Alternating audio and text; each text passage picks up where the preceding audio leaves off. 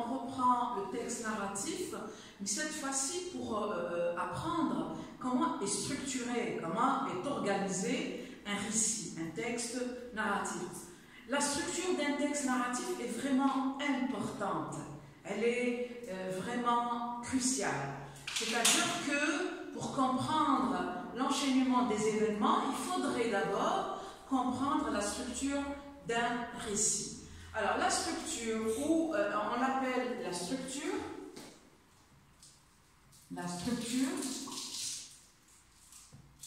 du récit. Donc il y a différentes appellations. Structure du récit, on l'appelle aussi les étapes du récit. Les étapes du récit.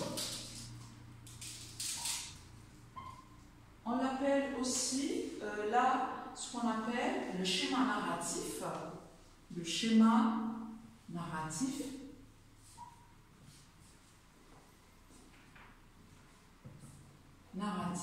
Donc regardez, j'ai mis le signe d'égalité pour vous donner les différents synonymes de cette organisation du texte narratif. Alors, cette structure, elle se compose de trois grandes parties. La première partie, alors ça, ce qu'on appelle les étapes du récit. Quelles sont ces étapes du récit? Première partie, c'est toujours ce qu'on appelle la situation initiale. Ça veut dire quoi, la situation initiale? Alors, la situation initiale, déjà le mot situation, ça veut dire qu'il y a quelque chose qui se passe, mais cette histoire-là, c'est le début de l'histoire en réalité, c'est le début. Et toujours l'histoire, quand elle commence d'une manière tranquille, d'une manière paisible, d'accord? Donc, toujours cette situation initiale, on l'appelle la situation initiale, c'est le début, ce qu'on appelle, c'est le début de l'histoire. Généralement, cette situation se caractérise par la stabilité. Cette situation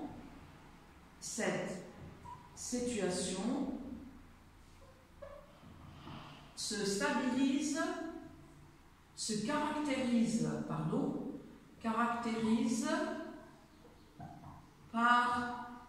la stabilité. Tout va bien. Ici, dans ce texte, stabilité, c'est la caractéristique de cette première partie d'un récit. Donc, dans notre récit-là, la première situation, c'était quoi? C'était la sortie de Stefano avec son père, d'une manière tranquille. Stefano était tout content. Aussi, le papa il était content, parce que c'était l'anniversaire de son fils, etc. Donc, tout va bien. Hein? C'est-à-dire, les deux étaient contents ensemble, faire une promenade au large, en bateau, et l'enfant courut, jouer, etc. Sur le bateau. Donc, ça c'est la première partie. Deuxième partie, ce qu'on appelle le déroulement des événements. Et c'est la partie la plus importante des événements, c'est la suite de l'histoire. Hein? C'est le développement de cette histoire, ou tous les récits. Hein? Cette partie-là, d'ailleurs le mot événement, ce sont les différentes actions qui se passent dans cette histoire. Là, voilà, mais pour cette deuxième partie, elle se divise elle-même en trois petites parties. Petit a, c'est ce qu'on appelle l'élément perturbateur. L'élément perturbateur. Regardez, son nom déjà, ça signifie beaucoup de choses. Perturbateur, ça vient de perturber. Perturber, ça veut dire on va déstabiliser la situation initiale.